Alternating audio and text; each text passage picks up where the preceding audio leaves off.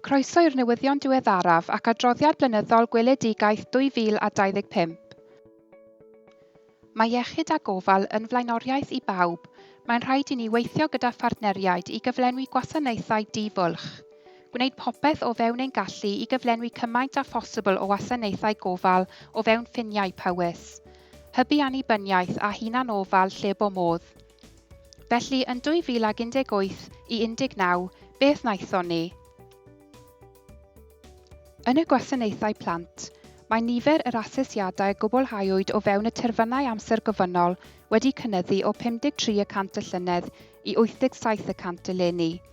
Fodd bynnag, mae hyn o dan ein targed o 100% o hyd.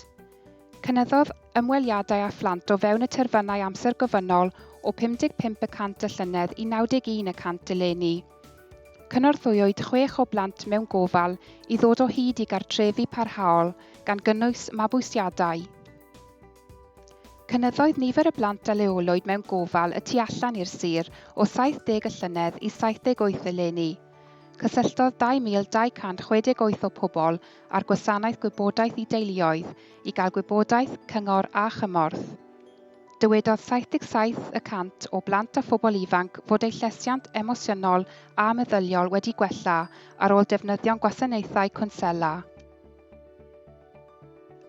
Yn y gwasanaethau oedolion, cafodd 563 o gleientiaid cymorth yn eu cartrefi eu hunain trwy technoleg gynorthwyol fel arymau cymunedol neu oleadau nos sy'n synhwyro'r symudiadau.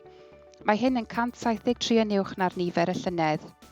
Cynigwyd asesiad i 95% o'r gofalwyr a nodwyd, sef cynnydd o 6% ar y nifer y llynedd. Cwblhawyd 95% o ymholiadau ynghylch diogelu oedolion o fewn y terfynau amser gofynol, gan cadw pobl yn ddiogel rhag camdriniaeth neu esgeuluso. Lansiwyd tîm cymorth gwybodaeth gwasanaethau cymdeithasol oedolion, sef cymorth neu assist, gan ddisodli llinell uniongyrchol Powys.